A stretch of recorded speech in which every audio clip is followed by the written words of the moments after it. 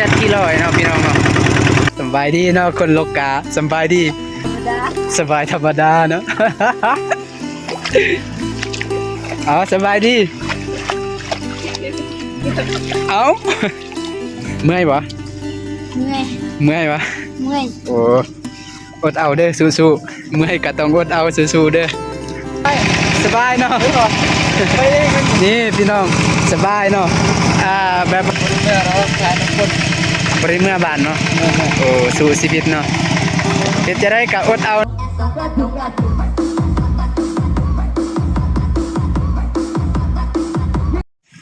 สบายดีพี่น้องมื้อนี้ก็อยู่กับบ่าววงเนาะบ่าววงเช่นเดิมเช่นเคยว่าซั่นมื้อนี้ก็จะพาให้ทุกคนเนาะผู้รับชมให้ได้เห็นว่าบรรยากาศเป็นจังไดเนาะยามแลงเขตบ้านเฮาว่าเขาเฮ็ดเวียกจะได้เวลาดำนาเนาะอันนี้เป็นการสุดท้ายเป็นการไถนาเนาะพี่น้องเนาะไปเบิ่งกันเลย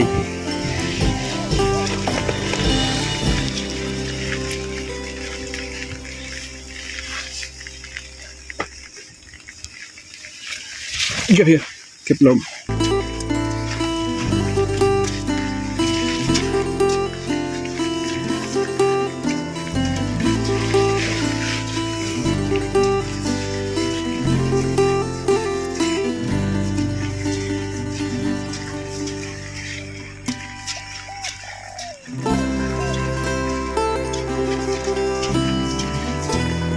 อันนี้ก็จะเป็นนาเนาะนาเขายังประทันไทยเพราะว่ามันบ่มีน้ำเนาะนี่ก็ไทยย่ำผลเลยเนาะแข่งผลจึงมีน้ำเนาะพี่น้องคันบ่แข่งผลนี่บ่มีน้ำเนาะไทยฮอดเดือน7เดือน8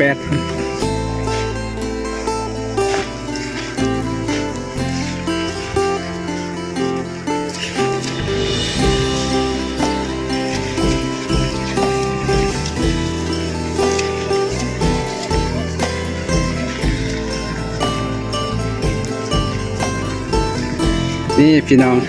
การเฮ็ดเวียกเฮ็ดงานเนาะทางบ้านเราเนาะก็จะเป็น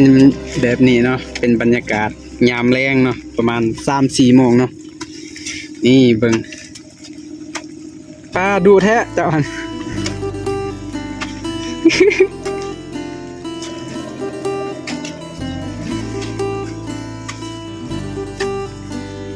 นี่อันนี้ก็วิธีเฮ็ดเนาะเราคอมเมนต์เบิ่งว่าทางได้เนี่ยเฮ็ดแบบนี้เนาะนี่จะเป็นบ้านเฮาก็เฮ็ดแบบนี้เนาะจะขุดเอานี่เบิ่งนี่มานี่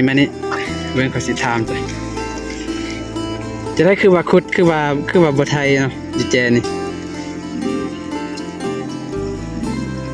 เป็นจะได้มันไทยบ่ได้บ่โอ้ยามไทยบ่ได้บ่จึงว่าขุดเนาะแม่นวะคือว่าแข่งพลเลยพี่น้องเบิ่งเขาเฮ็ดนี่พี่น้องเอ้ยแข่งพลเลยนี่พี่น้องมันก็บ่มีไรโอ้บ่มีน้ำบ่แม่นบ่มีน้ำบ่แม่น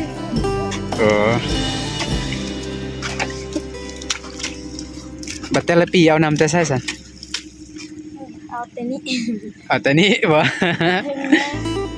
บ่แม่นเอาน้ำพ่นบ่โอ้เอาน้ำพ่นเนาะพี่น้องเนาะเพราะว่ามันบ่มีน้ำเนาะเบิ่งหากะไทยเนาะอันนี้กะไทยคนเนาะไก่สีดำเนาะเพราะว่ามันบ่มีน้ำเนาะอันนี้มันจะเป็นเดือน7แล้วเนาะพี่น้องเนาะมันจึงมีน้ำอันนี้กะไทยแบบว่าแข็งพ่นเลยเฮ็ดตอนแข็งพ่นเลยเนาะพี่น้องเนาะนี่วิธีเขาเฮ็ดเนาะเบิ่งพี่น้องเมื่อยปะเมื่อยปะโอ้อดเอาเด้อสู้ๆเมื่อยก็ต้องอดเอาสู้ๆเด้อนี่พี่น้องเบิ่งบ่มีน้ำเนาะนี่บรรยากาศยามแลงวิวสวยวิวงามเนาะพี่น้องทางบ้านเฮาจะได้คนหน้าสบายดี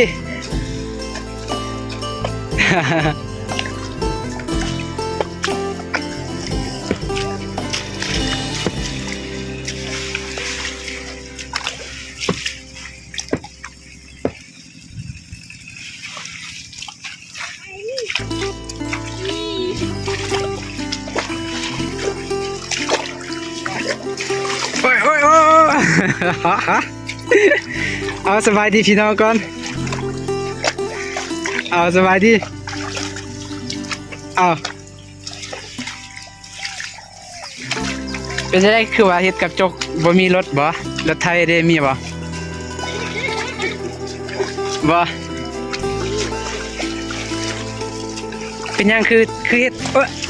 เป็นหยังคือเฮ็ดตอนฝนเนาะ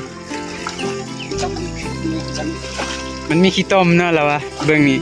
แต่ว่าเบื้องนี้ไทยเนาะเบื้องนี้นี่ไทยแต่ว่าเบื้องนี้นี่มันมีคุมเนาะเพราะว่ารถลงบ่ได้มันลมรถมันสิลมเนาะพี่น้องเนาะ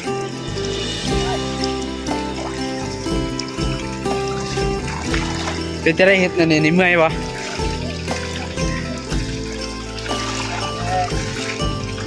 แต่ละปีบ่เฮ็ดแบบนี้ฮะโอ้จะได้กับอดเอาได้สู้ๆ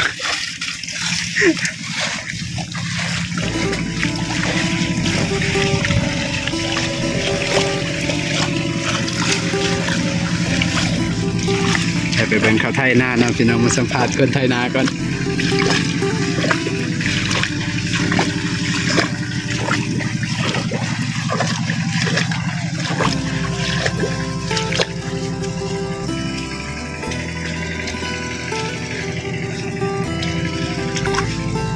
ไฮนี้มันจะเป็นไฮที่บ่มีน้ำเนาะพี่น้องเนาะเบื้องนั้นมีแต่ก็คนขาดทาน้ำเนาะพี่น้องเนาะเพราะว่าน้ำบ่มีเนาะมันแห้งแรงร้ายปีนี้คนบริสุทธิ์ตกปันไดเนาะพี่น้องเนาะนี่ทานำคอยไทยคอยขาดเนาะทาน้ำคนนี่ไทยฮอตนี่แหละพี่น้องครึ่งนึงแล้ว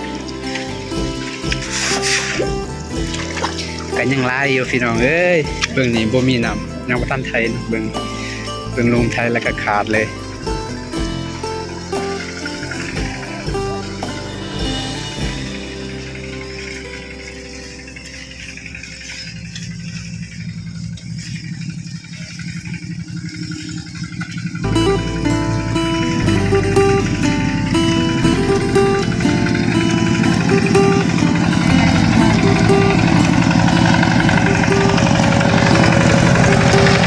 สบายดีคุณน่ะ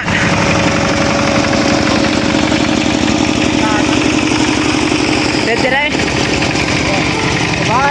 สบายเนาะนี่พี่น้องสบายเนาะแบบว่าขาดแบบวางมือก็ได้เนาะพี่น้องเนาะอันนี้ก็จะเป็นเซียนเนาะการไทยนาว่าซั่นรถไทยเดินตามว่าซั่นไทยนานะเฮ็ดจะได้นี่คนขาดเลยบ่น้ำคนนี่นะอันนี้นี่บ่มีน้ำเนาะพี่น้องเนาะเพราะว่าไทยนี่กัดแข่งคนเลยเนาะแล้วก็เฮ็ดเวลาฝนตกนี่ก็แบบเตือนเลยคนแบบแข่งคนเลยเนาะพี่น้อง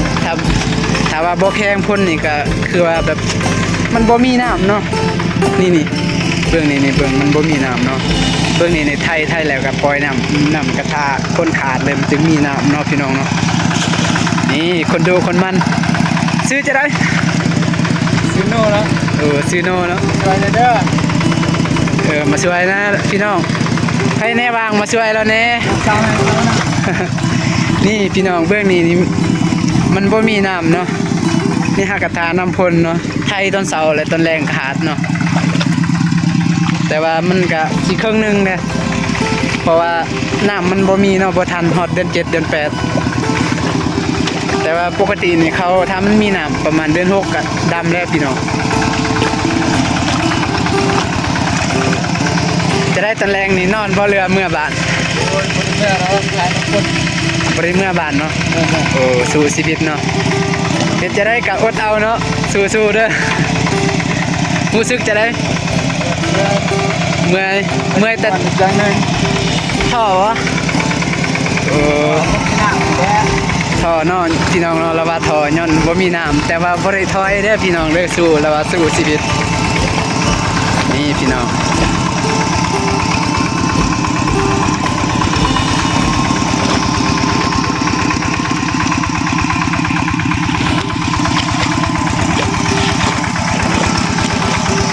นี้เนี่ยอยากถามว่ามีเมียแล้วบ่ ไม่บอกอะไรก็ อันนี้ตอบบ่ได้เด้อพี่น้องเด้อเราตอบบ่ได้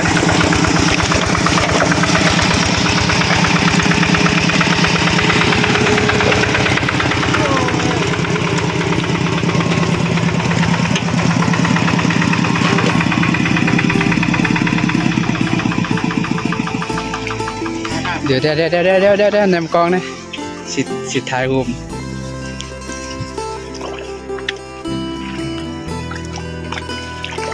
อยู่ใกล้นี่เอ้ย มีส่วนทุกอย่าง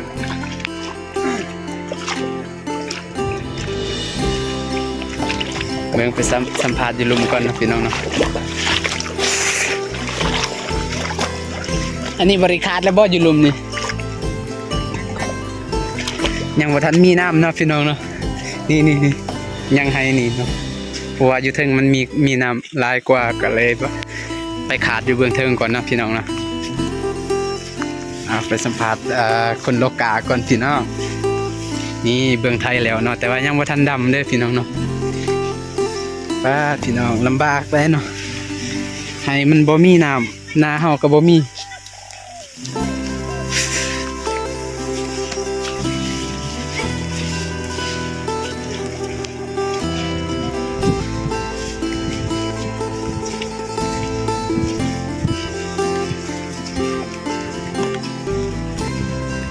นี่พี่น้องตุกไอ้ช่างกันนี่สบายดี สบายดีเนาะคนโลกาสบายดีแต่ว่าสบายบ่โลกานี่ บาย สบายแล้วสบายธรรมดาเนาะ โอ้รู้สึกเป็นจะได้โลกาเลย อันใจต้องมีไงตังเตรด เออ สีดำหน้ามือใดโอ้ดำหน้ามืออื่นเนาะพี่น้องเนาะนี่เบิ่งกางามไปเลยพี่น้องนี่เพราะว่าน้ำมันบ่มีเนาะเพราะว่าน้ำบ่มีเลยว่าไทยคนแล้วก็ดำเลยเนาะพี่น้องว่าถ้าสิทาแต่น้ำบัดเดียวมันก็บ่ทันเนาะยันมันซานี่พี่น้องพูนคนไทยอันนี้มื้ออื่นเพิ่นว่าสิมาดำเนาะแต่ว่ามื้อนี้นี่เรามาลกกาก่อนพูนพี่น้องคนดุคนวันลูกหลานได้ไปใช้บริโลกกานำบ่ไปให้โอ้ไปเสียหญ้าให้เนาะเสียหญ้าให้หญ้ามันต้นเนาะพี่น้องเนาะนี่ก็แม่แล้วไปลกนะลกกาก่อนมื้อนี้เพิ่นว่าไปลกกาก่อนเนาะพี่น้องเนาะเพราะว่ามื้ออื่นสีดำเนาะลกก่อนยันเขาบ่ทันเนาะพี่น้องเนาะนี่กางามเลยพี่น้องปลา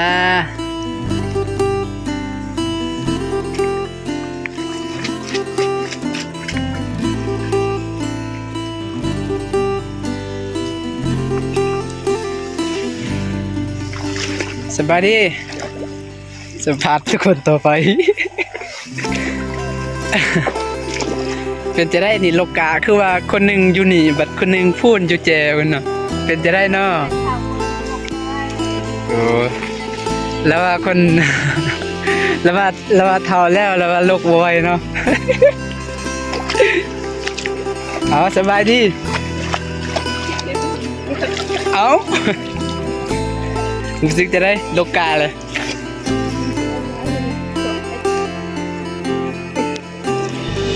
อันนี้นี่โลกาจากมือเลยเอาเตาภาษาลาวติโอ้พี่น้องเราว่าเต็งเคินกองเนาะอายกองเรียกว่าภาษาทางดักจึงเนาะส่วนเผ่าตะเลียงแล้วว่าฮักกะโลกมือนี้เนาะพี่น้องเนาะแต่ว่าคนไทยนี่กะมือ2มือกับมือนี้เนาะเพราะว่าน้ำมันบ่มีถ้ามีน้ำนี่ก็ไทยไว้เนาะพี่น้องเนาะนี่กำลังโลกฮอตเน็ตเลยยังบ่ทันครึ่งเนาะความรู้สึกจะได้เมื่อยบ่ เมื่อยตอบแห้งๆที่ แล้วว่าโลกาก็เมื่อยเนาะพี่น้องเนาะอันนี้ก็จะเป็นคนดุคนมันมาโลกาโอ้แล้วว่าโลกาแบบยืนเอาเนาะแบบว่าบ่มีตั้งนั่งโอ้แล้วว่าเจ็บเอวเนาะอันนี้ก็อายุยังบ่ทัน บ่ทันลายเนาะแต่ว่ายืนมัดมือกับเจ็บเอวเนาะเบิ่งวิธีโลกาเนาะพี่น้องเนาะทางบ้านทั้งชนเผ่าตะเลียงเนาะโลกาแบบนี้เนาะแต่ว่าบ่ฮู้ว่าชนเผ่าอื่นว่าจะโลกแบบใดเนาะพี่น้องเบิ่งก็โลกไว้ได้พี่น้องเอ้ย ใช้จับจริงแพงใช้บุญ โอ้แถวลุมได้ลุมนี่บ่เล่นลุม แพง โอ้แถวดักจึงมันเป็นเขตผู้ด้อยเนาะพี่น้องเนาะจะโลกกามันแข็งเนาะแล้วว่ามันบ่อ่อนคืออยู่เขตตัวเมืองหรือว่าอยู่แพงเซกองเนาะทางสปปลาวเขาเนาะเป็นจะได้คือบ่ใส่ตั้งนั่งโลกแบบแต่ละปีคือว่าแบบมีตั้งนั่งเนาะ ความบ่เฮ็ดตั้งมั่ง โอ้ บ่เฮ็ดมาสินั่งหั่นแหละ โอ้ บ่เฮ็ด แล้วว่าหัวหน้าบ่เฮ็ดตั้งให้เนาะเราเลยยืนเบิ่งพี่น้องแล้วว่าเจ็บแอวเด้พี่น้องเอ้ยโลกานี่ก็เมื่อยนะคนบ่เคยโลกก็คือสิเบิ่งสบายเนาะแต่ว่าเขานี่ก็เจ็บแอวอยู่คนใครบ่เคยก็ลองมาโลกาเด้อพี่น้องเด้อ มื้อนี้นี่นอนบ่ละเมื่อบ้าน นอน นอนนานเนาะ นาน โอ้ จำเบิ่งได้ โอ้แล้วว่าเป็นดำนาเนาะโอ้มื้อนี้ลกแล้วมื้ออื่นดำเนาะยานบ่ทันเลยบ่ได้เมื่อบ้านเนาะนอนอยู่นาเนาะโอ้หลายบ่คนสิมาดำมื้ออื่นโอ้มีคนมันสิมาดำมื้ออื่นเนาะพี่น้อง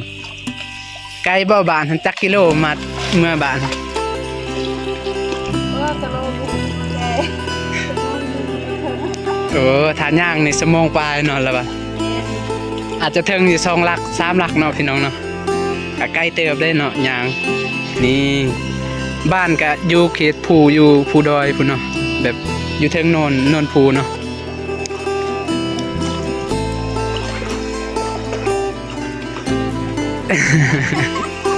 เอา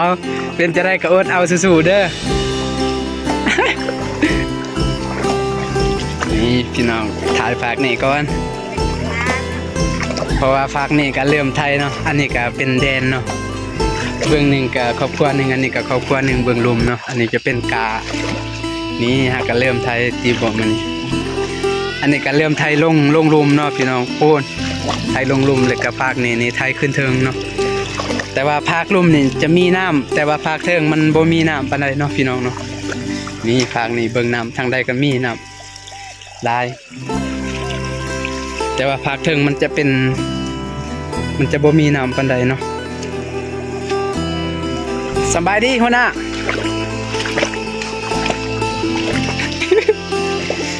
เป็นจะได้ไทยคนเดียวปะฮะไทยคนเดียวโอ้แล้วว่าไทยคนเดียวเนาะพี่น้องเนาะเบิ่งแล้วยกไทยอีกเนาะพี่น้องเนาะแล้วก็ใส่ไทยแล้วก็ไทยก็เมื่อยคือกันนะเด้เล็กแกงอยู่นี่เรากำลังหาเล็กแกงเนาะพี่น้อง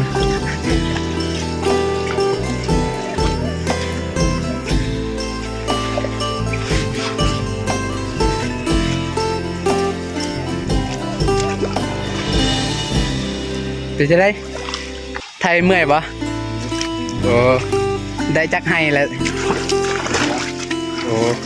เศร้าให้พี่น้องเนาะไทยนี่เราก็ติดแล้วเราสิไทยเลยฮะนอนเบิ่งพี่น้อง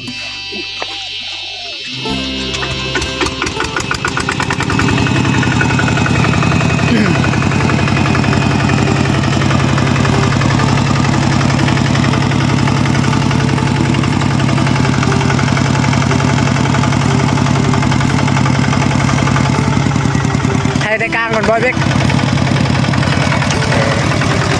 แล้วไทยแต่กลางก่อนเนาะพี่น้องเนาะ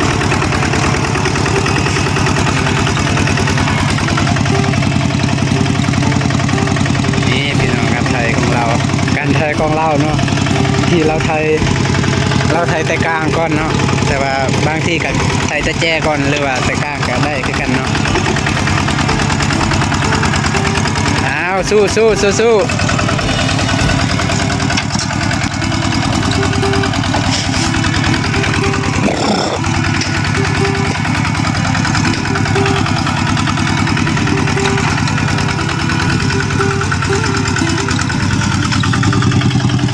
นี่พี่น้องการไทยของเรา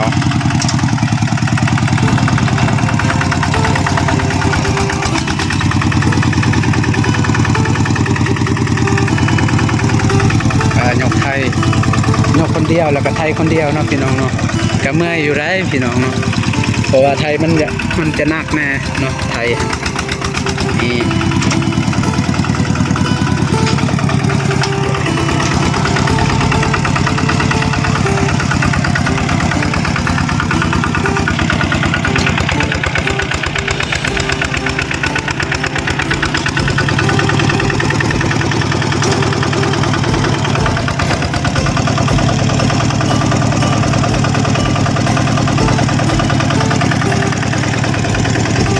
อันนี้เมื่อบ่หรือว่านอนตะแลงบ่นอนบ่โอ้ละว่าเต็งนอนเนาะพี่น้องเนาะนี่ยกคนเดียวแล้วก็ไทยคนเดียวเนาะพี่น้องเนาะ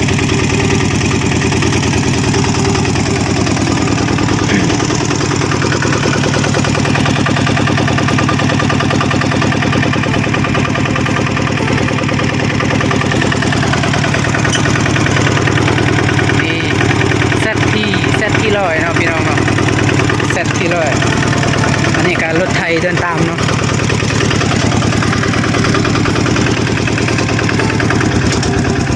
มันจะเป็นนาคันใดเนาะพี่น้องเนาะเพราะว่ามันจะเป็นเขตภูเนาะคือภูดอยเฮากันจังซี่แหละเนาะพี่น้องเนาะ